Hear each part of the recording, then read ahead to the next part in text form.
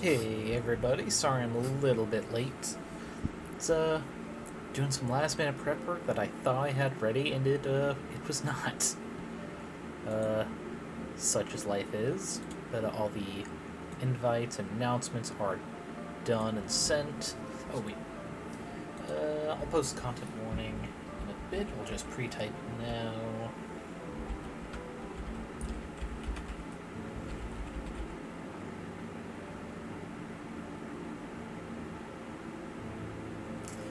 Alrighty, so yeah. Today we will be doing some This Book is a Dungeon, something I've actually had longer than I've had a computer able to play it, but the concept was just so cool. It's like, I'll hold on to this, just something in the back pocket. And you know, it is the month of gore and horror and other such fun games. And you know, This Book is a Dungeon also being themed of, was it a possessed book, I think? Maybe it's some isekai situation. Annoying ticking noise I've had to listen to the entire time. But let's see. Can I get it to pick up on OBS? No, is the audio not working? It says it's connected. Oh gosh. One sec.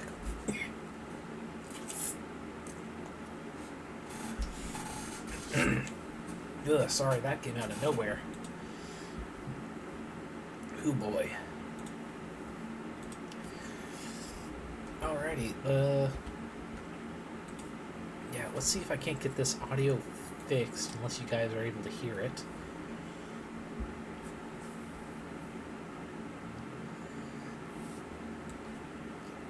Yeah, I definitely hear it take the sound. It should be coming from this, unless it's supposed to be kind of low volume. Let's see.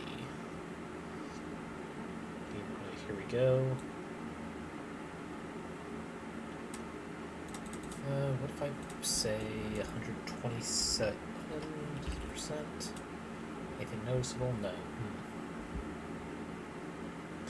Well, I will keep that at just normal 100% for now. Maybe other audio later in the game will be easier. But yeah, let's see how it's going. Tick, tick, tick. You remember a time when you used to steal aching glances at the clock, praying for the strike of the merciful hour that finally set you free. Temporarily released from the shackles of the tiresome workday, you'd eagerly rush home, shed your work clothes like a burdensome second skin, and flit off into the night to join friends for merriment and mischief. Those days are gone. The shift came on slowly at first. Sharp pains, dizziness, restlessness, insomnia. But as even more unsettling changes tightened their grip within you, it became clear something was very wrong. Poked, prodded, examined, analyzed. A battery of tests, a gauntlet of medical pummeling and anxious uncertainty. And then the waiting. When the call finally came, you already knew the answer, before the words rolled off the lips, rasping away on the other end of the line. Lost in an echo chamber, your mind parsed only snippets of the doctor's news, the ones that stung the most. It's terminal. A year left to live. Maybe 2 at best. I'm so sorry. And then you're alone. Now time is your enemy, siphoning away the last of you with every passing moment, draining the light, the color from your world, leaving an emptying shell of aching hopelessness and dark anticipation in its wake. The clacking of keyboards, ringing of phones, and casual banter of clueless co-workers is a steady ache. It rakes at the frayed corners, pulls at the tattered edges of your weary mind. But the appointed hour has arrived. It dampens the din, if only for a short while. Tomorrow's another day. For them, at least. For you, possibly. You linger for just a minute longer, letting the eager parade filter through the exit. The last to leave, you close up, lock the door, pull your overcoat tight around you. A spitting mist turns to a downpour well before you reach the dry sanctuary of the putrid subway entrance. The stairs are a descent into unpleasant smells and hustled near misses, as bustling crowds crush together to get to and from their mundane 9-to-5s. For a moment, you miss that simplicity of routine, the promise of continuance.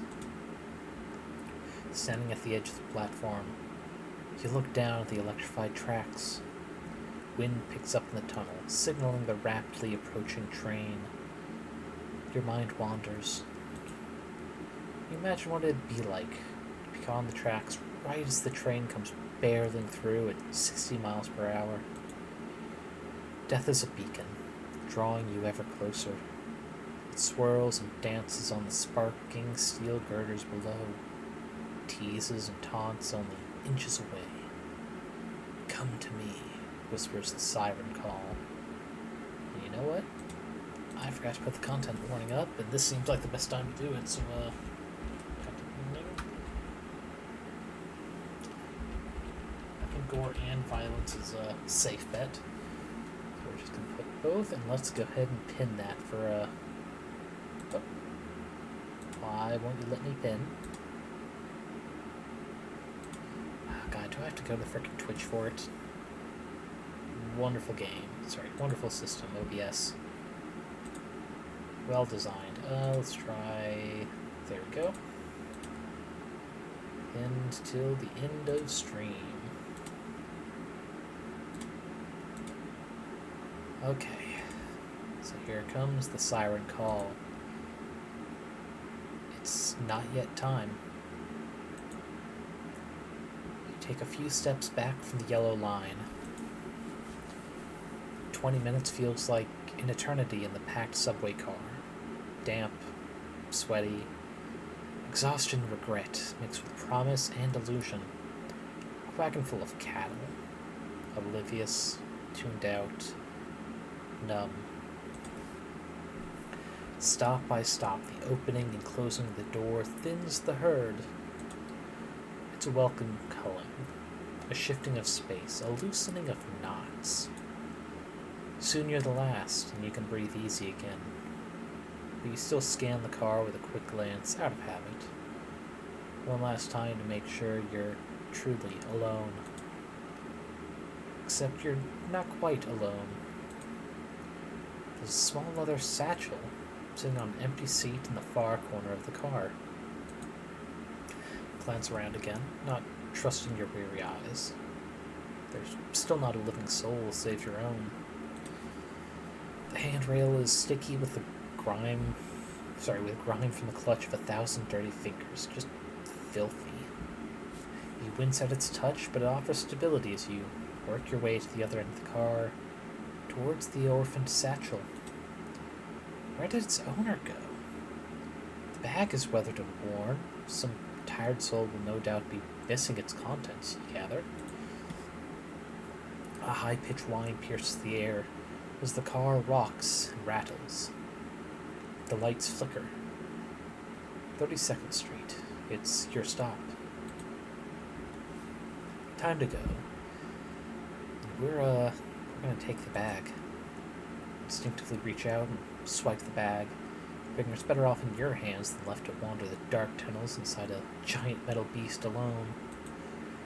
Thick, stale underground air turns cool and damp as you emerge from the city's high-speed intestines and hit the noisy streets above. 340 steps later, you're at the door of your second-story apartment, fumbling the keys, muttering under your breath. The lock finally gives way. Peeling off your soaked coat, you drop everything on the table, kick off your shoes, and check your answering machine. Boy. You have no new messages. No surprises there. Ignoring the pile of unwashed dishes and the empty fridge, you sidle back to the table and remember the bag. Inside the bag, you find an old book. The book is aged and weathered. Its cover is adorned with an ominous skeletal being that looks half human, half serpent. And the title is written in a language you don't have the tongue to decipher.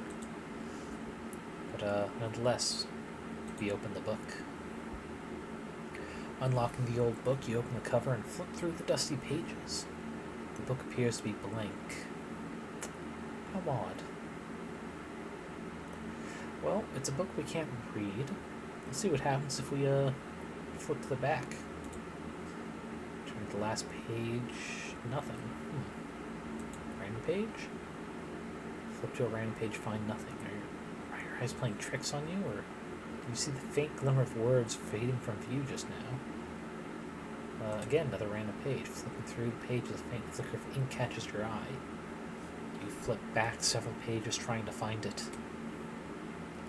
After much searching, you uncover a page that sports a faint drawing of a keyhole, sketched in pencil. You instinctively reach out a finger and trace it over the drawing. A sudden sharp pain, a paper cut, spurs you to pull your hand away quickly. Looking down, you notice the keyhole sketch has changed into a fanged serpent. Spots of your blood dot the page. The room swims. You feel faint and disoriented. Your vision goes blank as you hit the floor. A sharp impact slams your temple. That was quick. It sends a raw white heat burning through your consciousness. Then, empty space. You fall through the black void, erasing the past, erasing the future. Only the present. What is happening? Where am I? Who am I? What is this darkness eating away inside me? And then, a light.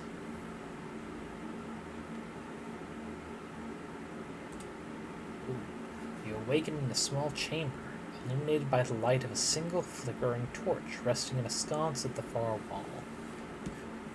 The sharp throb pulsing behind your eyes fades quickly, but an unpleasant chill is creeping in. Okay, so we are here. We see, I guess, the lights over here, or perhaps in the same room. At this distance, the torchlight is too dim to make out what they say. Well, get us that torch. You grab the torch from the wall sconce and take comfort in the subtle warmth that breathes across your face. Now get a better look at your surroundings.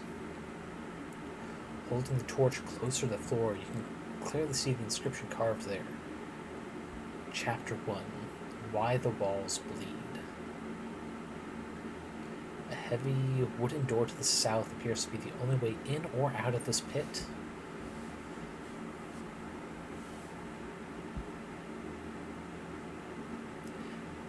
The music is really picking up. Why is it not picking up game audio? Let me make sure there's no other sounds in the background. I guess I'll have to just listen to everything, because I think this is going to be part of the atmosphere of this game. So let's see.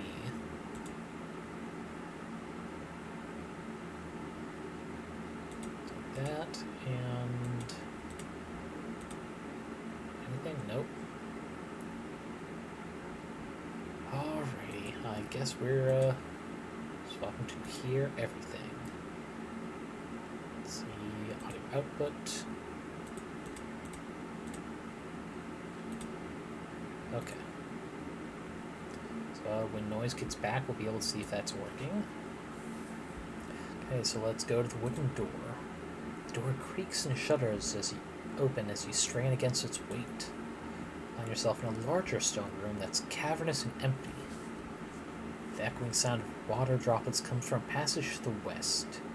You catch a whiff of something familiar, something out of place. Is that... You also notice another passageway to the east, as well as the door you just came through. But let's see what we recognize. Citrus? Okay. Well... Weird smells aside, we wouldn't actually be able to see this map. But I think going away from the smell would be the smart first choice, just to see what else we're working with. So, to the east... Wait, that's... As you further into the unknown depths, your eyes play tricks in the torchlight. What lurks in the darkness ahead, skittering away just beyond the glow of your torch? As you round the corner, you notice a small alcove to the passageway. The corridor continues to the east, with the northern passage, and around the corner back to the west. Well, we'll check the alcove. Large crack in the wall of the alcove. It's not big enough for you to squeeze in there. Who knows what could be inside? Well, that's good enough for me. Reach in.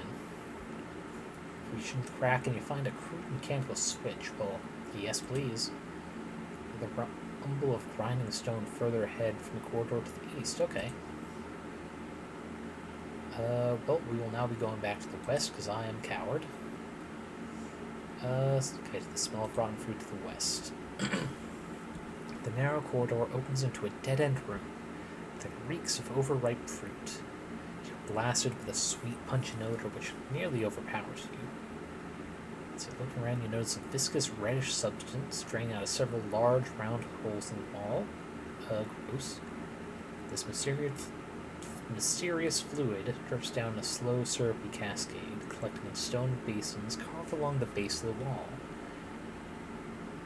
Okay, well, let's investigate this substance. The sweet odor is emanating from this odd liquid. We decided to leave it alone for now, if we must. Okay, back to the east, we did the alcove. Pressing further on, at the end of the passageway, a section of wall is shifted to reveal a hidden alcove. As you approach, torch held high, you see a monstrous form emerge from the darkness. Lumbering towards you, it attacks. Well, let's try to flee. Rattled by the shambling horror, you drop the torch and flee into the black void. Fumbling blindly down the corridor, you bolt deeper into darkness. You're not alone. The quickening beat of your pulse is pounding in your ears as you feel your way through the pitch black. You cannot give up. You can make it. Only a little further. Is it still there in the darkness? You gasp for air. Pain shoots up your sides. You are slowing down. The ache in your muscles intensifies, but you can't keep this up. Your fingers are raw and bleeding from scraping your way along the stone walls. Your mind races. Your pace lags. Your will is fading. You collapse to the floor in exhaustion. The world is dark and silent except for your pounding heart. Thump, thump, thump, thump, thump, thump, thump, thump, thump. Okay, where's the jump scare? I know it's good. Come on. Okay. Just when your pulse begins to slow and your breathing eases, a new sound catches your ear. It's very faint at first. The sound of insects scurrying along the floor. The sound of saliva dripping from an open mouth, panting with hunger. You hold your breath and struggle to lie still as the panting moves closer. Then it stops. Jump scare's coming, I can feel it now. Come on. There we are. That's the only thing to click. Oh, you're a cruel game to make me have to kill myself like this. A sharp sting pierces your leg. As a tentacled appendage entwines you and draws you into the beast's slathering fanged maw. You scream as it sinks its teeth into your torso, ripping chunks of skin and organs away and down into its gullet. The last thing you hear is the smacking and gnawing of the horror feasting on your entrails. You've perished in one of many horrible ways. Try again and seek to change your fate. Very well. We're going to skip to that first dungeon area. Okay, get the torch, look at the surroundings. What is inscribed here? It reads, Chapter 1, Why the Walls Bleed. Yep. Next. There we go, heavy wind toward the south. Shutters on the weight. Let's see, the furthest room, cavernous, so this was the fruit-smelling blood. That smells citrus. We are going to the east. Instead of messing with that alcove, we're going to keep going east first. The west into the north. North, a pile of bones and skulls lays scattered around a large stone slab in the center of this chamber. Along the far wall, a series of sharp hooks dangle from the ceiling by chains. It's clear that much suffering befall the poor souls who met their fate in this place. The smears of their dried blood, now darkened with time and decay, paint a macabre scene. So now there's a new passageway going to the west. Let's see what happens with the... Actually, pile of bones first. Bones have been picked clean and show markings of being gnawed on. You notice 2 human skulls amidst the remains. Well, searching through, you disturb one of the human skulls, which rolls off the stone slab and clatters to the floor. But beneath it was a scrap of paper. The aged parchment is faded, covered in drops of long-dried blood. It reads, "This awful place. What have I done? What have I become? Please forgive me." Okay. And I think we can also mess with the bones here. Feeling compelled to sift through someone else's remains, you poke around the bone heap. Find an old rusty knife. Okay, weapon get. Very nice. Let's investigate these hooks. You imagine what it might feel like being strung up with one of these things. Rusty things hooked into your guts, waiting to be eaten alive. Then you banish the thought from your mind. Easier said than done. Let's see. Let's go the new way now that we have a weapon. The floor is collapsed in the hallway ahead, which is flooded with stagnant, murky water. On the opposite side lies an ornate door. You peer into its depths and wonder what might lie in waiting just beneath the shimmering surface. Chunks of rubble are crumbling off the side of the wall by the edge of the walkway. Well, let's investigate this rubble first. Pick up a fist-sized chunk of rubble and hurl into the water. It splashes, then sinks. The water surface comes splashing to life as something makes quick work of the rubble. You quickly skirt around the edges of the water corridor while the unknown beast is distracted. Perfect. Beyond the ornate door, you enter a nicer room. The stone is more chiseled and refined. Red tapestries hang on the walls. And the decor is a comforting upgrade from the dank, crumbling corridors you just crawled out of. 4 tall display cases are positioned around the fancy chamber. Let's start with the display cases. We've got, cursory glance, the towering display cases appear to be filled with a greenish fluid. There's also something else inside them, too. Number 1, observed within, is a desiccated corpse that looks like it might once have been human. It's missing both arms, though. The body's one remaining leg is tethered by a chain latched to the base of the display. The mouth has been crudely sewn shut. A cluster of worm-like creatures are floating out from gaps in the stitching. Gross. Display number 2. Find a wolf-like creature hanging upside down in the green fluid. Its poorly stitched stomach cavity is burst open inside the display, with ropes of long, stringy worms floating out from it alongside the entrails. Looking more closely at the gruesome display, you notice the creature's eye twitch and blink. Okay, we got 2 more, but I think I'm starting to pick up what the vibe is. 2 severed human torsos have been stitched together, and a gory mirror image at the waist. Ropey clusters of worms are spilling out from the steam. Okay. And the final display? This one is empty, drained of its fluid and lacking a grisly companion within. What a time for a private message. Oh no, I should check that real quick before I get jump scared here.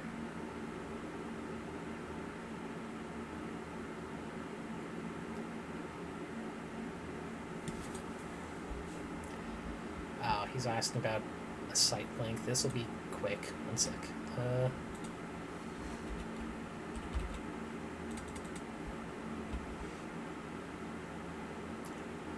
Who's that? Now that I don't need it.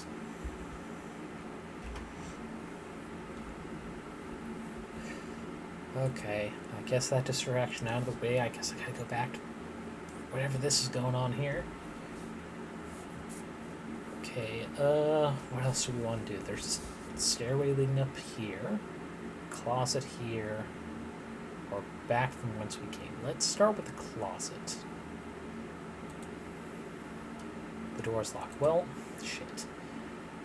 I kind of know what's at the rope bridge here. We got lucky. We threw a stone down and distracted what probably would have killed us. So I guess we're going north. You walk up the small stairs, open the door, and enter a sitting chamber. The clanking of chains draws you further into the room. Bound to a throne resting at the far wall of the chamber, you find a creature with the head of a man, with the body of a man and the head of a bird. It looks off into the distance, unblinking. I'm probably going to regret this, but let's talk to the creature. As you step closer, the creature speaks with a slow, raspy cadence. Ah, I feel a presence. What is it? What is it? Oh, what could it want with me? Little me, shackled away in these filthy metal irons. Filthy little irons, to hold my flesh and bone. It is a strange thing indeed. So very strange and fleshy it is. It reeks of otherworld, doesn't it? Little me wonders why it stands there, poised with some unknown purpose. The thump, thump, thump of its heart beats a hair faster now, doesn't it? Like the tap, tap, tap of ticking time. What manner of fluid flows beneath its skin, wonders little me? Ah, its breath is tinged with wicked curiosity. What, oh what could it want with little me then? Does it seek to put the sharpness to my flesh, spill my essence to the floor? Does it take my shiny? Does it feed me the delicious sweet nectar I crave? Oh, I miss it so dearly. Perhaps it has something else in mind for little me.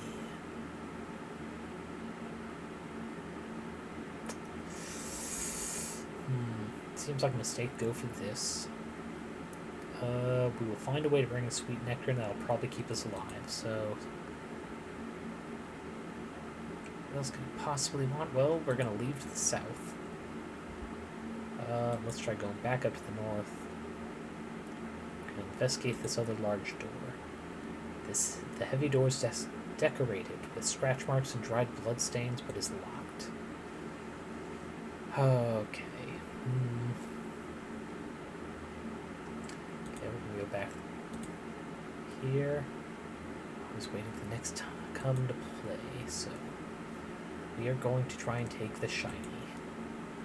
It does come for my shiny. Tug the necklace free from the bird creature's neck.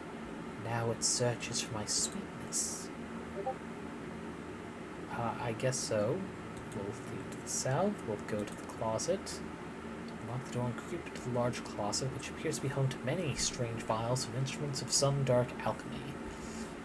Rummage around the detritus and find a small wooden bowl. Perfect. We will... Okay, to the south. To the southeast. Then we need the southern door. To the west. To the west again. And lastly to the western here. So the reddish substance. We have a bowl to collect the red liquid. Moving closer to the pungent ooze cascade, you carefully position the ornate wooden bowl beneath one of the streams and manage to collect a generous amount of the sticky red goo. An unsettling cackle echoes through the dungeon, far off in the east. Yeah, red goo. The sticky, sweet-smelling substance you've gathered rolls around the bowl. What is this stuff? Your stomach growls.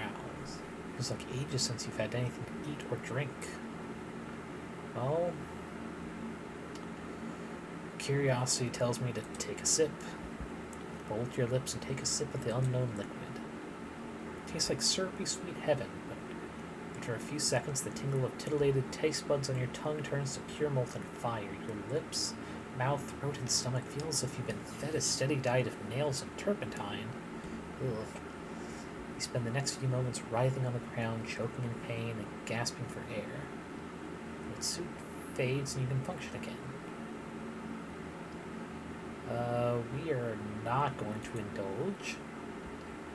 Okay, we need to... let's see if there's anything new in here. Turns out you don't miss it, so there's nothing new. East, north, nothing new here. West, make door, stairway leading up. Talk to the bird creature and offer you some delicious sweet nectar. Smell that has brought me something nice. Will it give a taste of the sweetness to little me? Yes, the sweetness. Hey, Maderico, we're in a dungeon. We've only died once so far, but I think we're about to die again. This guy is currently chained up, but I gave them a wooden bowl of citrusy smelling red goo. So let's see if it's gonna get full on like meth head strength here. Bring the bowl of sticky red fluid to its beak. The creature takes a sip. A moment of pure ecstasy washes over its face. Then it writhes and convulses with sickening gurgle as it strains against the chains. After a moment of this, convulsions subside. Gives little me another sweet taste, please? The creature rasps breathlessly. Sure. Ah, yes. Again, the creature hungrily swallows another gulp with newfound desperation. It is followed by another bout of writhing, more violent than before. The creature looks pale and sickly now.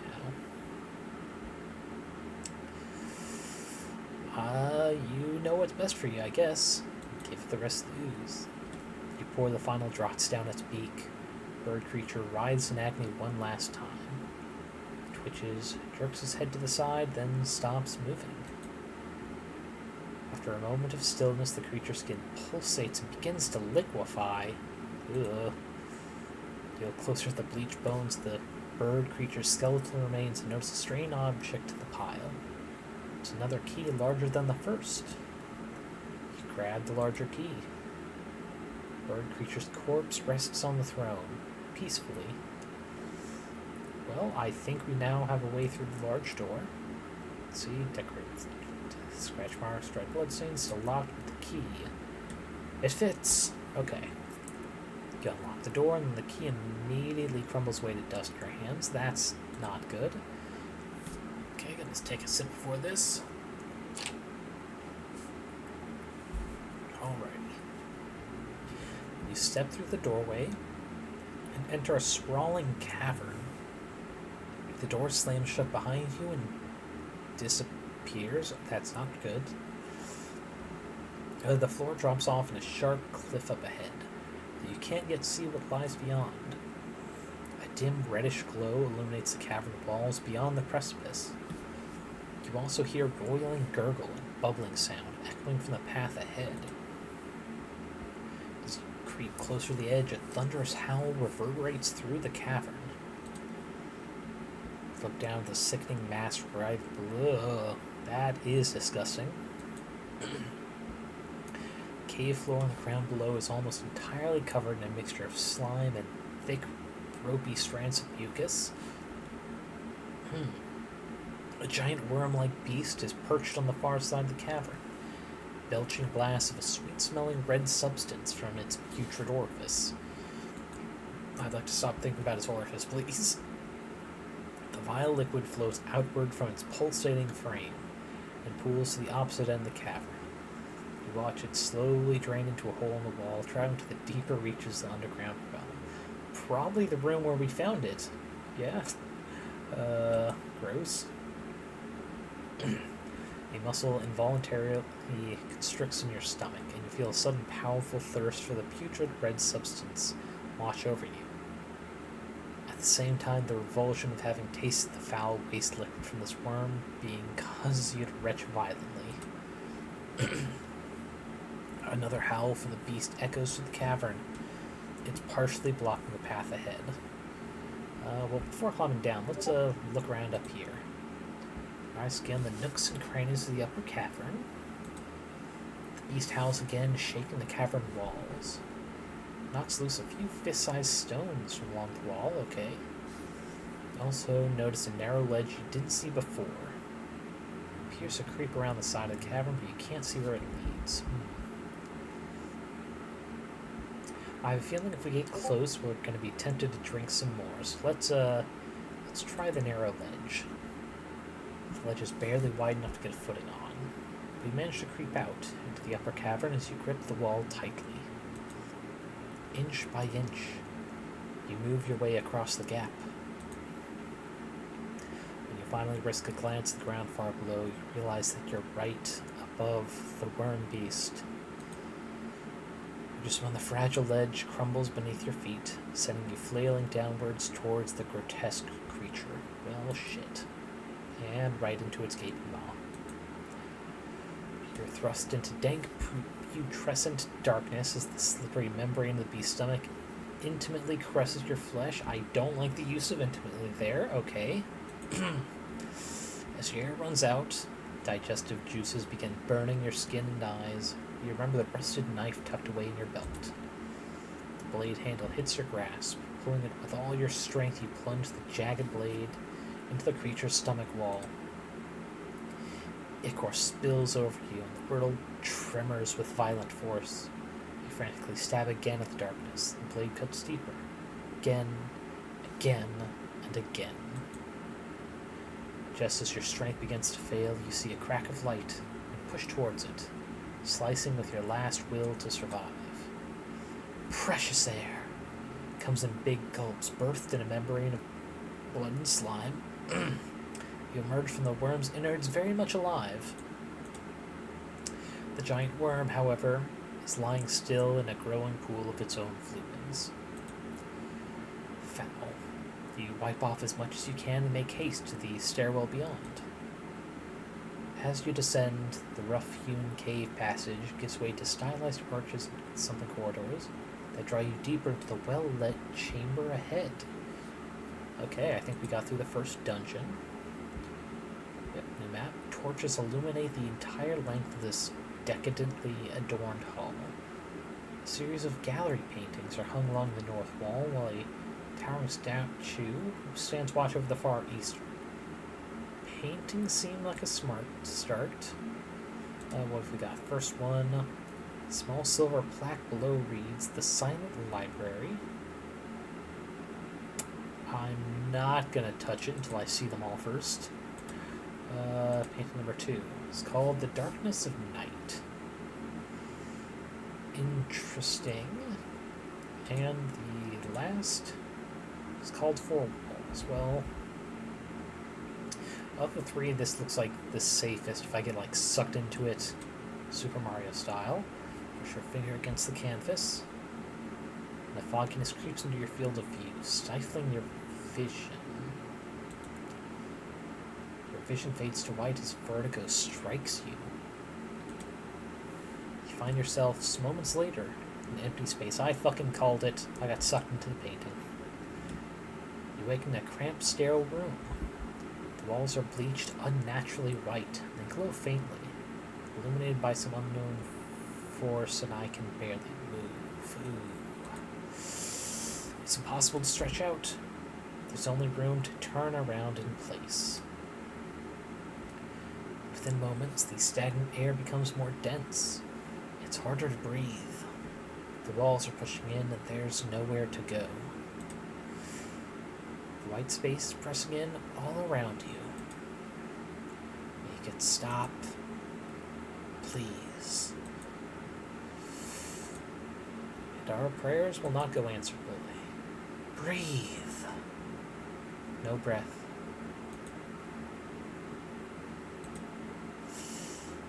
Oh boy. Just move. Only stasis. Emptiness outside.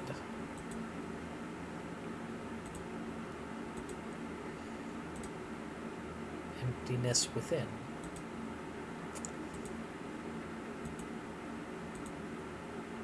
Just four walls. Four walls. Yep. I get it. Oh.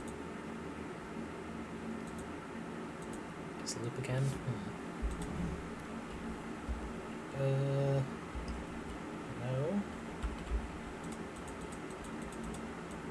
No, that's not the answer. Don't tell me it loops continuously, does it?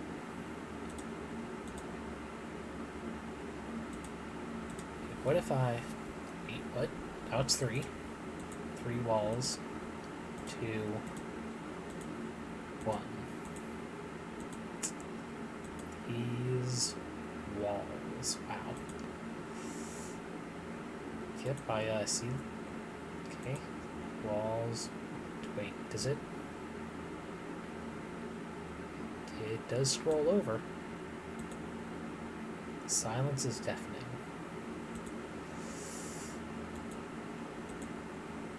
Break the silence. And screaming as loud as your lungs can muster, you pummel the walls until your hands are blistered and raw.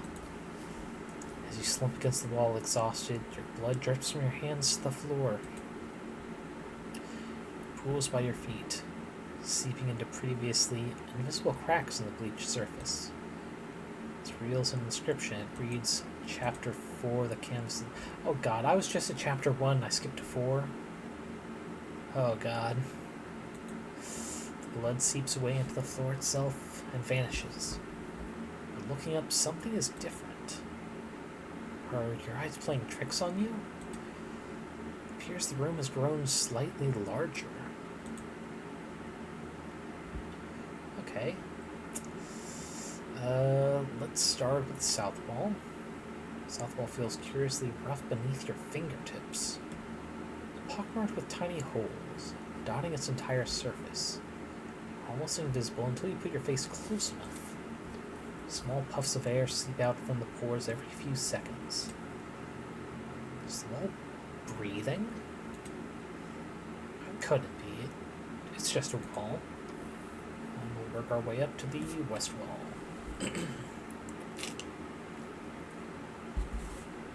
So the wall to the west feels slightly damp to the touch. Is that thunder you hear rumbling in the distance?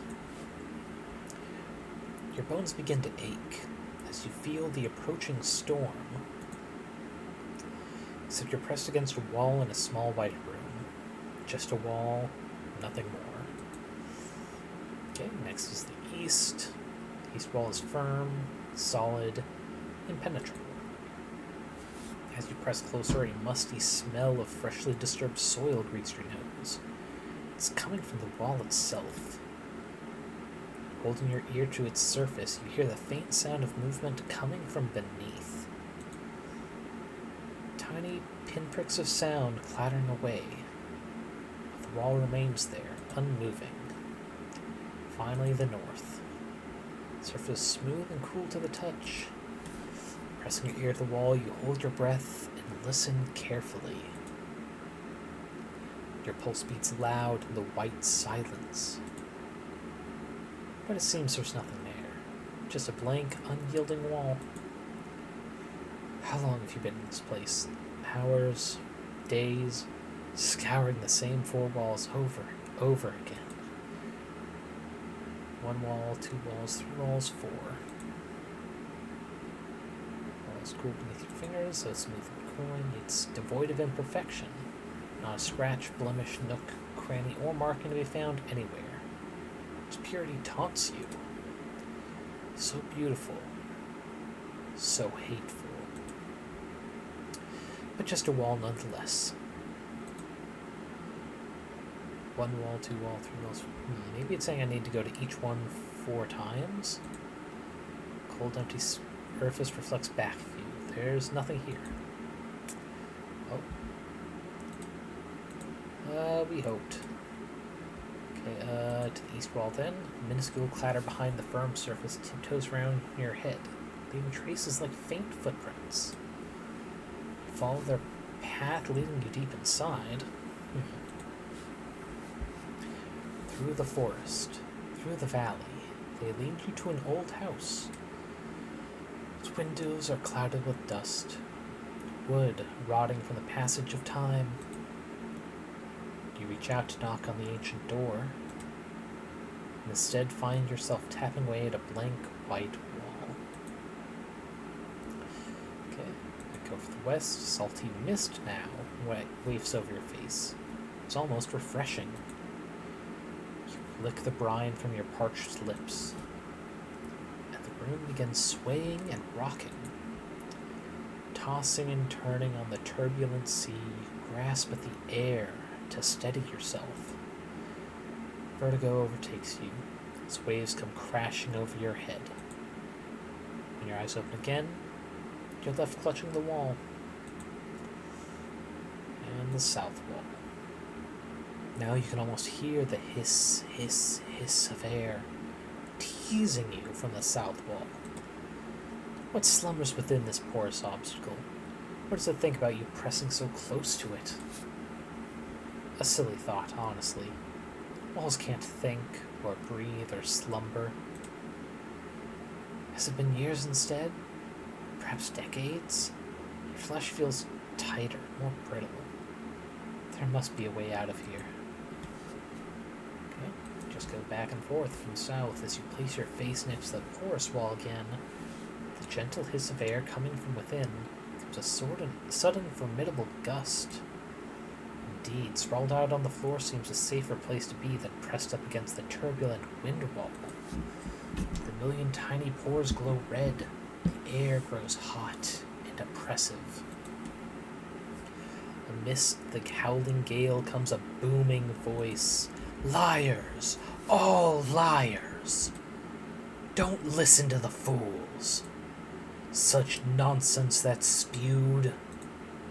One sharp, then another sharp, then another makes 3. All good for cutting, an escape plan for ye. But the wind is gone now. Just a wall remains. Okay, stabbing or slicing something 3 times will come in handy later. I used to have a dagger. That's concerning. West wall. As you touch the damp, hard surface, your mind dives into the wall, swimming in its emptiness. Searching the depths, the darkest reaches flung far from shores, you hear a voice. The ocean speaks to you like an old friend. A lighthouse offering direction to steer your ship home, clear from the treacherous rocks. Reverse the order of the northern border, lest you... The voice fades off into the distance before you can hear the rest of its message. Okay, I'm not gonna write it down. Let's see. Stab or slice something 3 times according to south, west, reverse the order of the northern border, which might have to do with the north wall, the east. Reach out to the wall's surface, blink, and the world changes around you. Your hand isn't touching the wall, the ancient wooden door of the mysterious cabin. Insects chirp away in the leafy undergrowth surrounding the cabin. It's almost nightfall as the cool air wafts through the trees. You pause to listen for a moment, and beneath the din of tiny voices, you hear another sound. It's a whisper, a rumble, coming from the damp earth below. Squared outside, sharp inside. Circle the center, you'll stay alive. Okay. First the order at the north. Circle the center, you'll stay alive. Stab or slice something 3 times. And then the force is gone. The door is gone, the earth is gone, everything is gone, but the wall remains. And the final wall, touching the icy surface, burns your fingertips with a lick of frostbite. As you listen, the tap, tap, tap of a chisel hammers away in the distance. Is it coming from the wall? Your keen ear melts through the white void, through snowy barriers, and into the frozen space surface beyond. The tap, tap, tapping grows louder, sharper. You can almost feel its kiss on your eardrum. Tap, tap, tap, tap, tap, tap, tap. Okay, the tapping just keeps going. Oh god, the order here is going to be important, isn't it? Okay. 1, 2, 3, 4.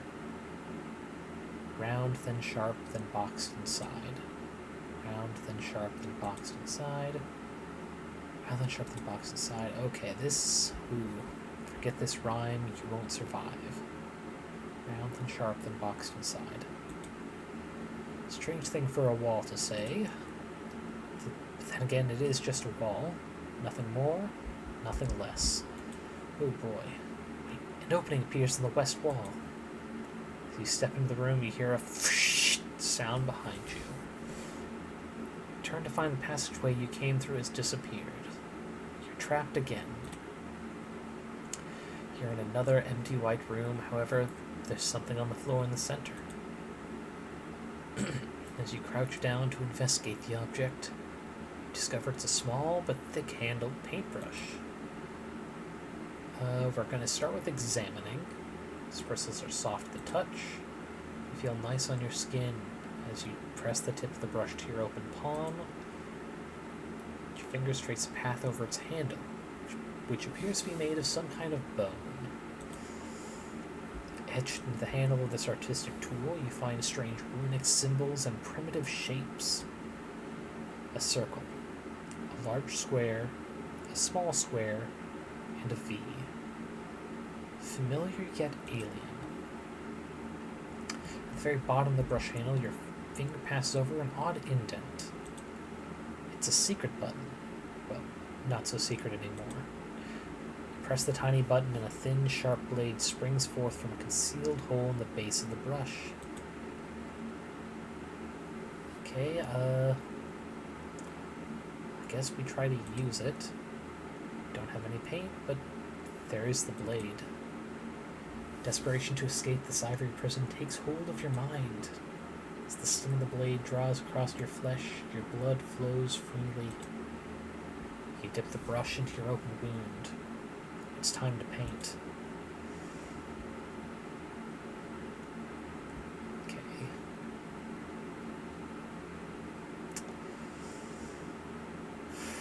Oh, buddy.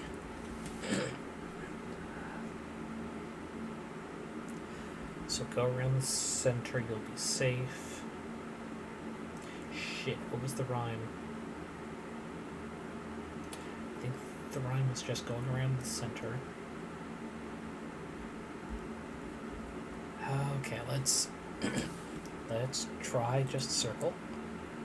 Follow the tapping rhythm of the north wall. Speaks to you with greater urgency than the others, striking a chord deep within. The brush with the brush dripping with your own essence, you spread tiny flecks of yourself across the hard white canvas and recite the words. Round, You dip the brush again, weakening slightly. Then sharp, more vital ink. You're growing slightly pale. Then squared inside. You slump to the ground to admire your work, drained of essence and exhausted. As you pore over your art, the painting seeps slowly into the wall, fading away. With it, the whiteness also fades. In its place, as your eyes adjust, you see a long hallway leading off into the unknown. Oh god. Summoning your remaining strength, you drag yourself into the hallway and set off into the white realm beyond. The corridor continues on a seemingly endless path, deeper into nothingness. There's a chill in the air. Pushing further down the hallway, you notice the temperature has fallen dramatically. You can now see your own breath. You press onward, and soon the cold grows almost unbearable. God, this is going to be a good moment for a drink. Ooh boy.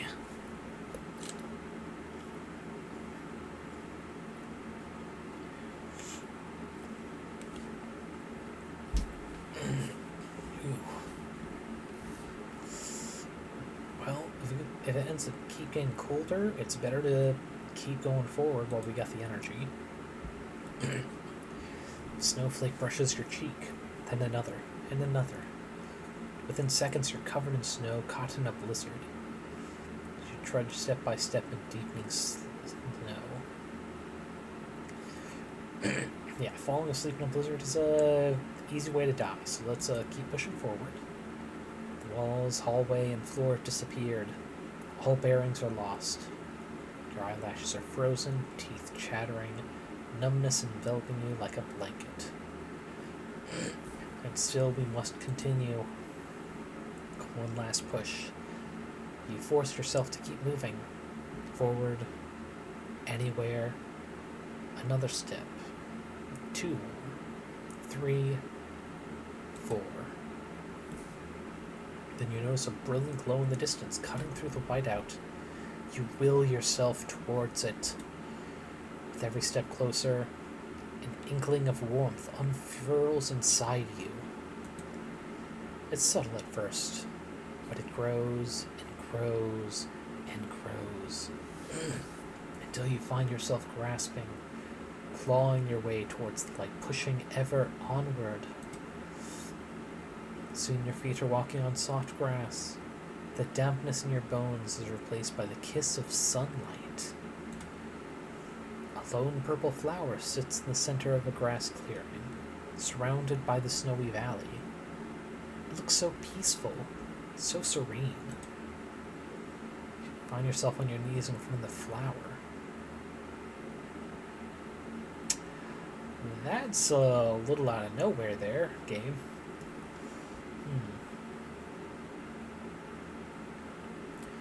Let's do what should be the safer option of inhaling its aroma first. Leaning in close, you take a deep breath and inhale the delicate flower's sweet, fragrant essence. A calm serenity washes over you as the spores fill your nostrils, taking root inside your olfactory passages, where they begin to rapidly grow, snaking tiny vine tendrils into your soft tissue, worming their way deeper into your skull and wrapping themselves around your brain matter. The pressure builds as your vision blurs and you begin to convulse. Your head explodes internally with a sickening pop as the internal fluids and matter seeps down to water the beautiful flower, whose thirst is finally satiated. The world is darkness everywhere. You perished in one of many horrible ways. Try again and seek to change your fate. Well, ooh boy. Well, I haven't seen a gallery hub. Let's see. Perfume cave passages gives way to stylized arches. Jeez. Oh, it takes me back to where I just was. This place with the paintings. Well, let's check the statue real quick, because I didn't last time. Approach the large stone statue and take note of its peculiar design. appears to be a man clutching his own spilt entrails. The figure also has 3 eyes in its head, each staring blankly into the nether. Damn, the statue's got fucking Minecraft in here. Okay. One sec, I'm just gonna turn off this fan real quick.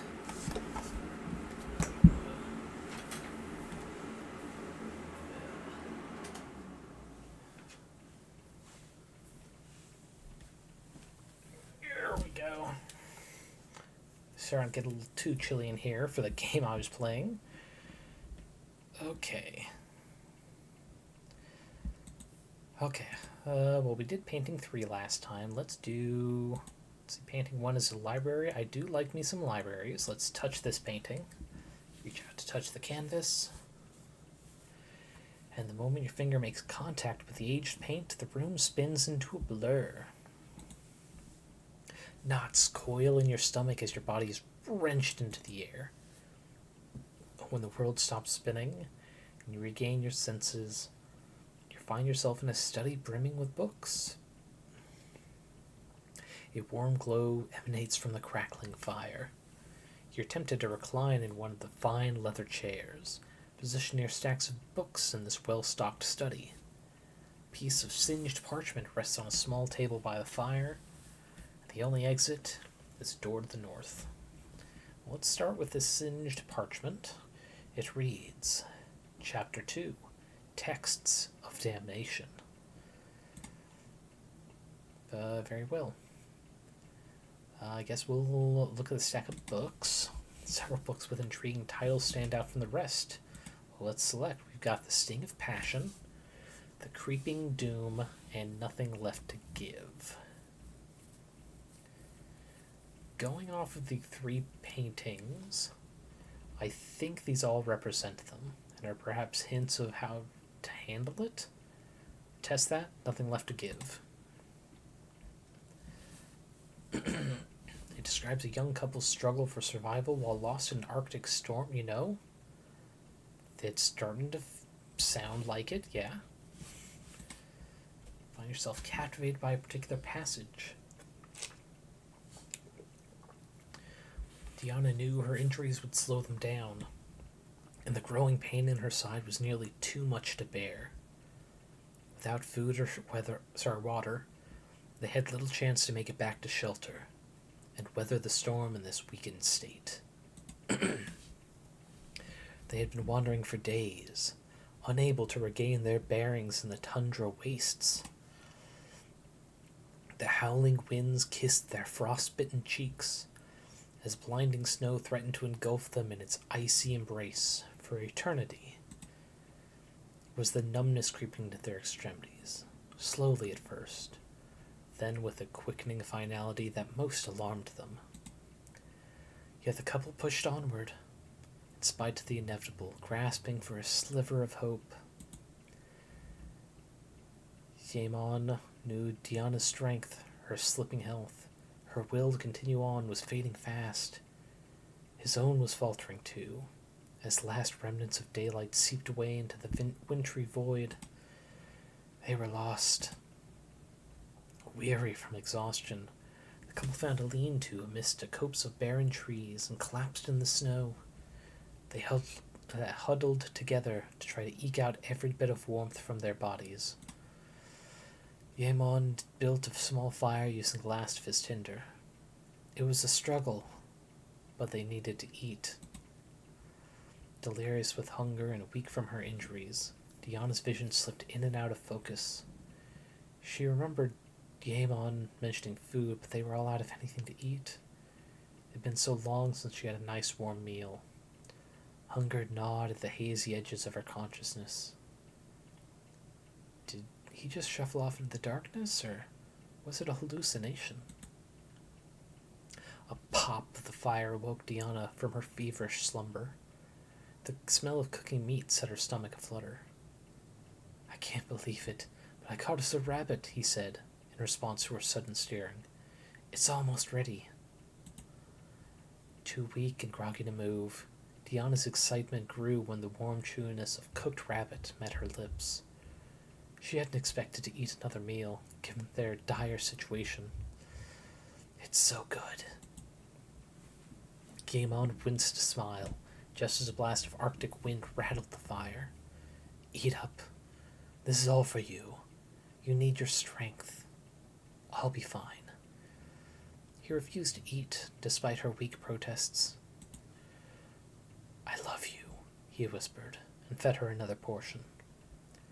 That night, Diana slept with a deep peace, a serenity she hadn't recalled in weeks. I think we all know where that meat came from.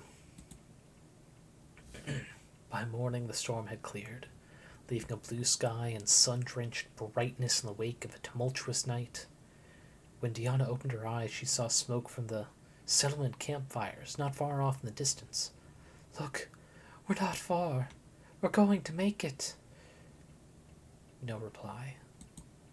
She summoned the strength to sit upright and look around. Yaemon was propped up on the opposite side of the campfire. His eyes were open, but he wouldn't respond. Yaemon? It wasn't until she rose and stepped towards him that she saw the knife in the snow and the bed of crimson splayed out around Yaemon, who lay pale and motionless, gazing unblinking towards the bright, sunny sky. When she broke free from the shock, Diana howled in anguish, tears freezing to her face as she dove to Yaemon's side, clutched his parka, and shook him. No, no, no, no, no, no, no, no. She felt his body and noticed a tear in his pant leg, which was wrapped with a scarf and soaked in blood. Pulling back the clock? Okay, pulling back the clock, she found chunks of Yaemon's leg missing, cleaved away in tidy chunks. Her jaw dropped. She stammered and recoiled, clutching her chest. There were no signs of Rabbit in sight. You closed the book. Oof. Okay, so maybe it's a coincidence that the third painting also had a snowstorm. But just in case, we'll check Sting of Passion for here. It describes the exploits of a lustful empress whose thirst runs deeper than mere carnal pleasures of the flesh. Okay. I'm not sure I'm gonna like this, but let's go. You know what? I should maybe update content classification. Let's just put sexual themes, violent graphic depictions on there, because one or the other is going to appear in this story. Every third moon, Lady Valentine issued a call throughout the kingdom, seeking suitors to satiate her particular desires. So powerful was her lure, her dark majesty, that dozens of able-bodied men and women would flock to the gates of her spire and bare themselves, without shame or hesitation, for her meticulous scrutiny. The most pleasing of whom were selected and granted entrance to her palace, where they were stripped, washed, and anointed in preparation. In small groups, the devotees would be led to the Empress's private chambers, which would echo with screams of passion for hours on end. Without fail, they proved eager, attentive lovers, their bodies pressed against the Empress en masse in writhing ecstasy, entangled in the thrall of their fatal pleasures. For when each participant reached the height of passion, their beloved Empress would caress them lovingly, as she produced a sharp blade and drove it deep inside them, lapping up their crimson essence and running her fingers through their gaping wound as the life spilled forth from them. Despite the glimpse of their impending fate, the evening's proceedings continued, till one after another, each devotee eagerly succumbed to the Empress's unflinching need. And when the final breath rattled free from the last pair of lips, all that remained was the Empress, cloaked in their entrails, and flush with a gleaming power none could resist. You close the book. Alright, we will soldier on through here and see if that story about the Empress helps us. All the warmth and splendor of the cozy study vanishes as you find yourself in a sprawling library choked with stacks of old tomes and a thick layer of dust. Time has been less kind to this ancient repository. The air in this dilapidated library vibrates with a foreboding energy. Silent words whisper forth from the pages, calling to you. Piles of old books are stacked across a large desk on the north wall. Dusty bookshelves buckling under the weight of vast knowledge rest against the west and the east. And the southern door takes us back. Let's start at the desk. Maybe we can rifle through the drawers. The heavy desk is adorned with carvings of demonic entities and runic symbols. Piles of thick tomes are littered across its aging surface, which also bears several deep claw marks tracing a path off the edge to one side. Start with the desk. Far side of the desk you find a large drawer.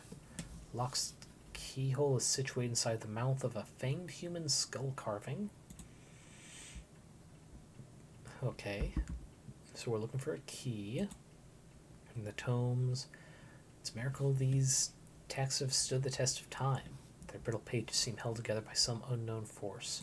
What three books are here? We have Prayers to the Cosmic Serpent Divine, Tools of Magic, and Mechanics of the Invisible World. See, once again, this feels like it's alluding to the third one. It's that third painting.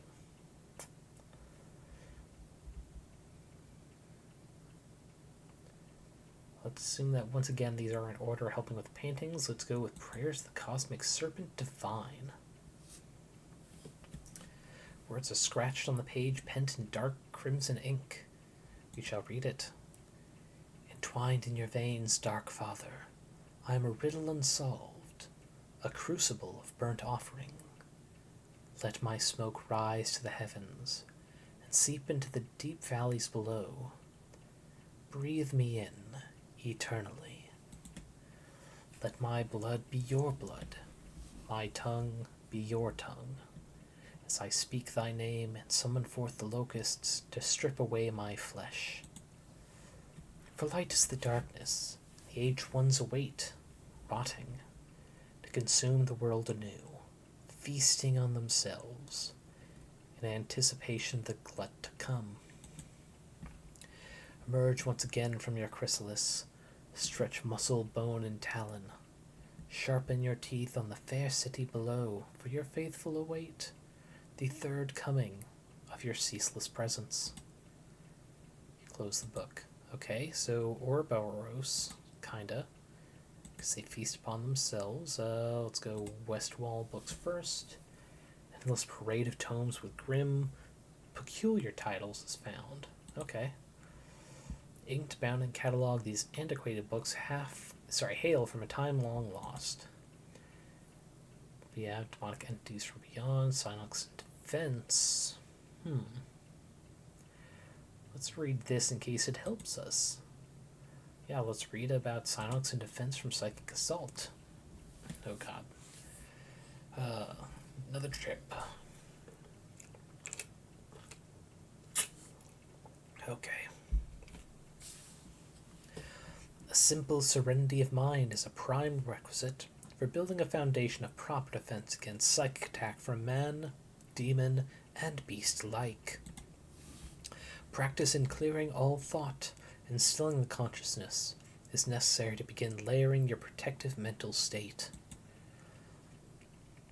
With this skill achieved, the next step is to erect a mental barrier to strengthen one's psychic armor.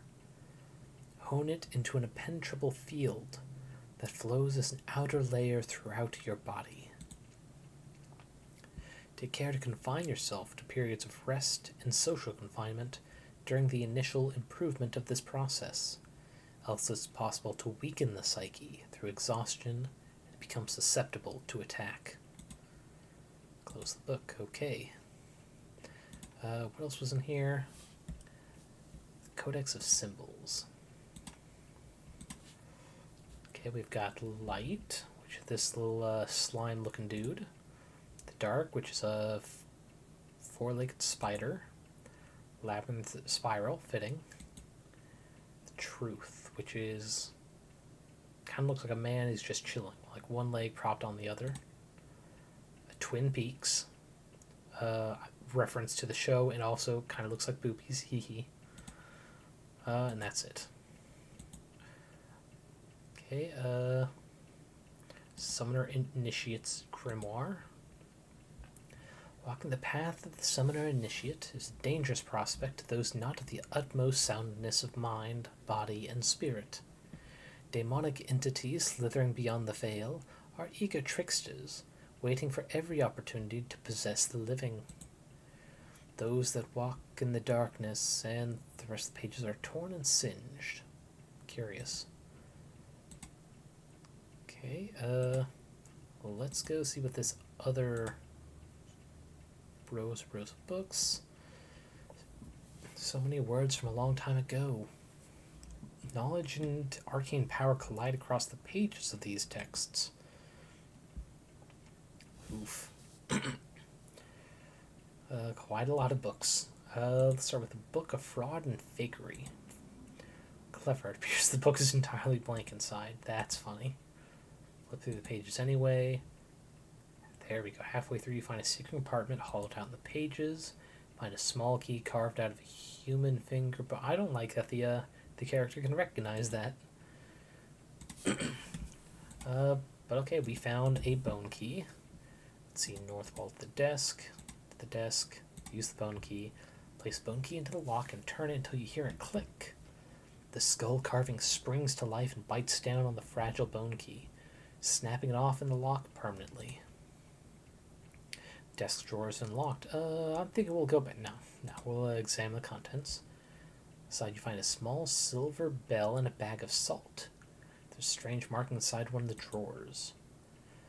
Carved into the wood of the desk drawer you find an ancient symbol that exudes an electric current that raises the hair on your arm as your hand draws near. As your fingers touch the ancient notches in the wood, a faint tingle races through your veins. You hear a strange click from the western wall of the library. Then the feeling passes. On the western wall, one of the books has been pushed forward out of place. Pushed back in. You push the book back in to hear a rumbling sound coming from the study to the south. An endless parade of tomes with grim, peculiar tones. Yeah, we've already read them. We will return to the study. What is happening in here? Small panels open the wall above the fireplace, revealing a button. Yes. Hear a low rumble from the ancient library to the north. Okay. What's left? The east wall. There we go. Bookcase is shifted aside to reveal its passageway. Going down. Let's go. The smell of decay wafts from below as you descend the staircase.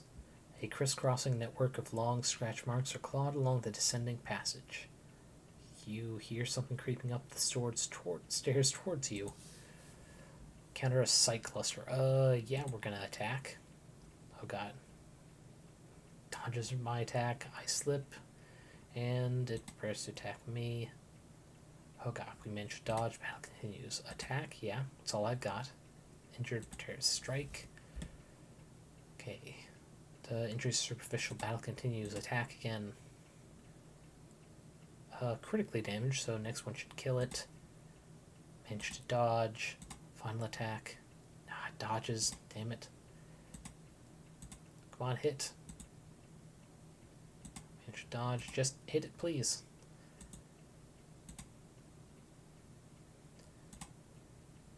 God, it keeps counterattacking, missing. But I miss. Is there anything, any hidden buttons?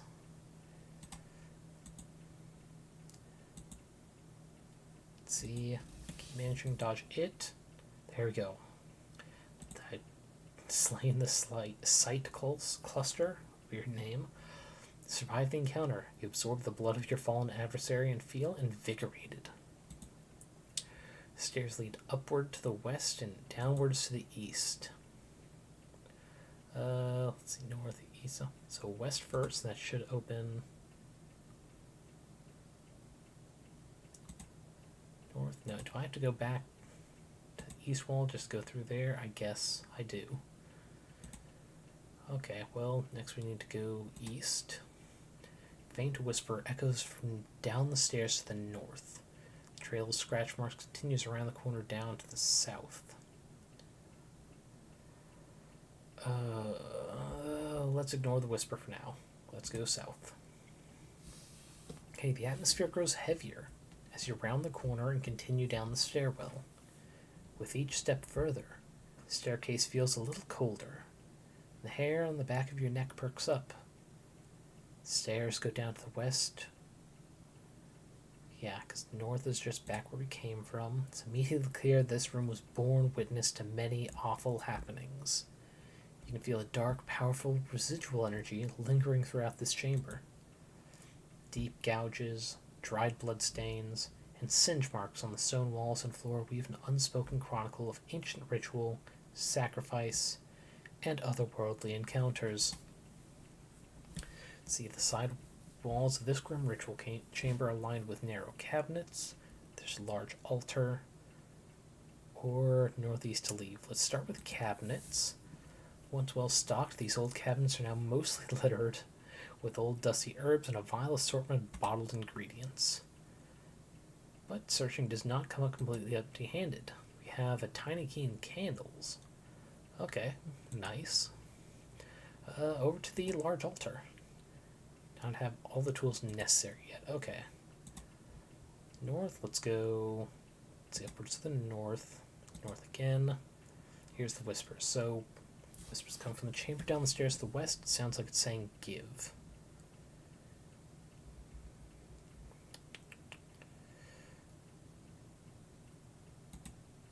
Let's go back to the library. Let's see. Stairs to the west. To the west. Okay. Let's see what books were here again. Got Prayers to the Cosmic, which we did. Tools of Magic. What are we missing? In the pursuits of ancient magic, one cannot properly control the powerful forces at work beyond the veil without the correct instruments, such as the need for appropriate tools to harness and conduct the elements during the rituals of magic. Okay, we've got a bell. Summoner's tool. The bell is rung to break this silence between the physical plane and the immaterial realm, opening the door for entities to step through. We don't want that. Athame. This ritual knife is used to direct energies to your bidding, though it also doubles as a tool for bloodletting when the need arises. We need that. We do have candles. There's a beacon of light in a sea of darkness. It signifies hope, fire, intent, and the dualities of the universe. It can attract and repel a variety of otherworldly forces. Okay, back to salt, we have that too. A great purifier. Salt has powerful cleansing and protective properties. Most often, it's used in consecration and drawing magical circles or symbols. We don't have rope. Used in binding rituals, the rope is alternatively a useful tool for holding forces at bay or unlocking the doors to your deeper conscious. It's a miracle these texts have stood the test of time. Their brittle pages seem held together by some unknown force. I guess Mechanics of the Invisible World, and hope to find out more about that whisper. The unseen world's home to many secrets, some caused by the forces of wayward energy, and some made by man. It's a combination of the two that can yield the most interesting results. Imbuing simple mechanical devices with arcane energy allows you to control their effect and manipulate them through invisible triggers, like a word, a sound, a command, or even interaction between remote mechanical objects linked by pure energy. I actually know the technical name for that last one. It is sympathetic magic. I believe there's a wizard, I can't remember if it's in fiction or historical supposed wizard, who said they could bring the moon crashing down into the earth by dropping a stone, so linked by sympathetic magic. Okay. Using magic to manipulate such artifacts is no simple task. Tremendous will and discipline are required to channel arcane forces into a physical object in such a way that it will retain its spiritual charge. The ritual can take days to perform correctly, but But once complete, it will produce a powerful artifact that can be shaped to the user's will, providing protection, concealment, or practical innovation. You close the book. God, we are close to 10 minutes to the end. Let's just see, is there a save or something on here? Oh, there's certainly no escape menu, no P menu, no M menu. Okay. Well, let's go back. Let's see, what was I think the West Wall also had some magical looking books. We've already read the Psionics. I thought we had read Summoner Initiates, but let's do it again. Walk the path to Summoner is dangerous prospect. Those that must sound money. Yes, we did. Because they are eager tricksters waiting to possess the living. Those that walk in the darkness. Okay. What we really need is an athame. Let's see, what else was in these bookcases? The Loss of the Sect and Portals of the Dimensional Veil. Start with this for the Whispering. Opening dimensional rifts between disparate realms could be rife with consequence. Disrupting the balance between juxtaposing realities in too great a manner is perilous to both the conjurer and the greater continuum beyond. Small dimensional rifts channeled through ley lines within a given plane are useful for traveling great distances in a short order. These minor portals are less dangerous to craft and maintain, and their practical application is of tremendous use. It's when the divide between alternate planes of existence is breached, however, that events of the utmost catastrophic nature can unfold. Should an entity attempt to transgress the planar order and occupy the same spheres of influence as its opposite self, the resulting paradox can result in untold damage to the fabric of time and space. Close the book. That did not help as much as I would have liked. Let's return to the study. Let's see, I don't think Creeping Doom's going to help us. I was really hoping I could get the candle to the fire to light it. Yep. Okay, well, I was hoping to somehow find more, but I'm not. So we're gonna have to go, should be east, secret passage, east, north, west. The moment your foot crosses the threshold, the whispers stop. At the far end of the room, you notice a glass display case. The only exit this room is where we came from, so display case. Looking through the protective glass and closing the top of the case, you see a book inside. It's bound in unusual blood-red leather and inscribed with the image of a demon on its cover. In the base of the display, there appears to be a compartment. Yeah. We unlock the case. I don't like the look of that. The compartment flips open to reveal a sharp ritual dagger resting next to a stone siphon that drains deeper into the base of the display. The siphon bowl is carved in the shape of a gaping demonic maw. That's disconcerting. But we have our knife. Etched into the cold steel, the ritual athame are simply the words, give. Dang it, I also wanted to look at the book, damn. With the sharp ritual knife resting in your hand, you feel its blade, whispering for a taste of your flesh. The siphon bowl awaits an offering. Well, let's go back. Let's see, the glass, the tip. Do you want to break the glass? Okay. And the correct way to do the ritual is definitely bloodletting. Fine. I will give. Slicing a gash in your hand with the knife, you let your blood flow freely into the demonic siphon's mouth. Within seconds, the stone carving's eyes glow bright crimson. The glass case holding the book shudders, then melts away to nothingness. Demonic invocation, the Book of Rituals. Knowledge required to successfully summon the various aspects of the divine serpent.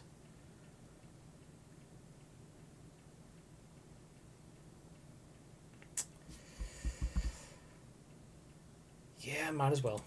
In for a penny, in for a pound. The Call of Abraxth. To call forth Abraxth, perform the ritual sequence. Set the candles in a circular arrangement. Use salt to draw the light symbol. Ring the bell once. Give an offering blood. Recite the passage below. I am the light, the dark, and the nether in between. Reaching out to you, dweller of the hollow void, deliver your will unto me. Okay, second form. Orthalm. Candles in a star arrangement. Use salt to draw truth. Ring the bell 5 times. Offering of saliva. Recite, my body and mind are out of sync and ripe for your conduction. I beseech that your presence be known, great collector. Don't much like that. Third form is Bethros. Candles in a cross, using salt to draw the dark symbol 13 times with the bell, Jesus. Offering of blood, and my suffering is great, drinker of pain. Join me now, great one, so you may taste my agony. Ooh boy, I'm gonna have to go through these, aren't I?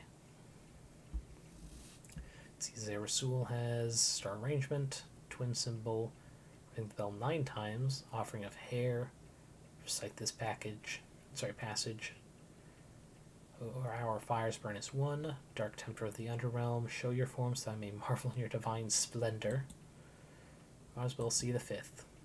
Kalal. Candles in a cross, salt to draw labyrinth, ring the bell 3 times, offering of spit, and recite, I am ready to solve your challenge and be absolved through your ancient knowledge. Pardon me, your ever-shifting wisdom. Well, let's go over the first again and see if we can't go do that. So, circular arrangement. Need to go look up the light symbol. Bell once, blood, I am the light. Okay. So we need the light symbol first. East, south, west, west. Symbols should be on this north wall. Nope. Then it is the west wall. Select book, codex symbols. So, light is the squiggly slime. Got it. Slime, slime, slime.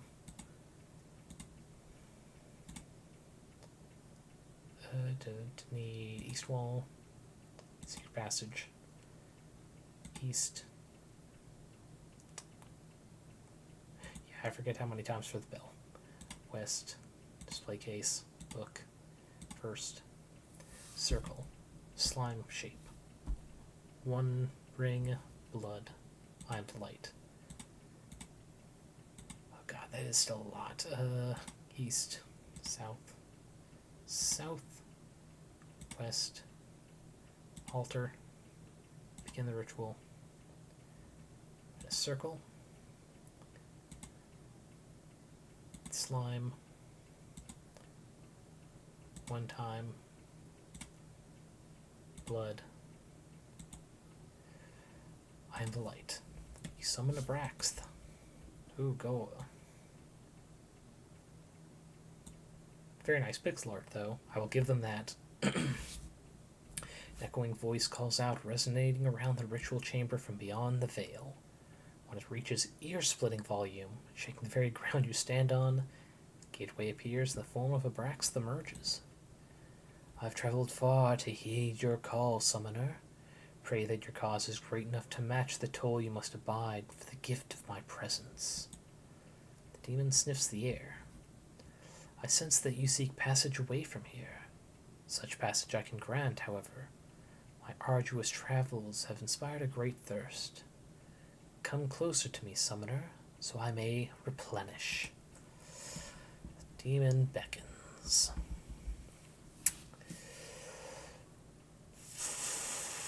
I should have double-checked the Dictionary of Demons. I will do as he says. Excellent choice, summoner. Demon reaches out for your hands, collects them in its eager-filled grasp, and draws you closer towards its stomach. Yep. Bites down on your hands, trapping you within the grasp of its vile stomach maw. An unseen tongue laps at your blood that's flowing freely into the demon. Marvelous.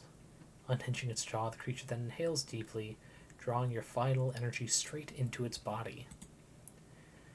You're foolish to be so trusting of me, Summoner. You taste far greater than I expected. I simply cannot waste but a single drop. The demon continues to feast on you until you feel all consciousness slipping away. Great. Perished in the third horrible way. Well, you know, that seems like a good point to leave it off for tonight, because it took time to get to that. And so yeah, let's go over to the BRB while I look for someone to raid. But yeah, that game, we'll see how much we can get done in this Spooptober month. Let's see. Grind's still playing Stardew with Undersea Opal, which is neat. Anyone else playing some... ooh! Penny Sense is playing Inscription. Yep, we gotta go do that. Where is that window? Here we go. Dashboard. To a raid.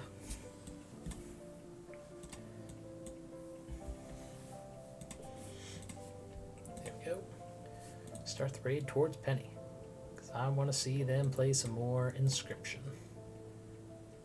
But yeah, thank you everybody for joining me tonight with this very strange game I've had for years. Interesting to finally play it. Yeah, let's see. This Saturday, I'll be doing a later stream than normal, because I am going to a Renfest with some IRL friends. One of them is actually my player, Busky, who has actually made an appearance on the stream once before. So yeah, hopefully I'll come back with some fun stories for that, but until then, let's stay safe, sleep well, and I'll see you next time.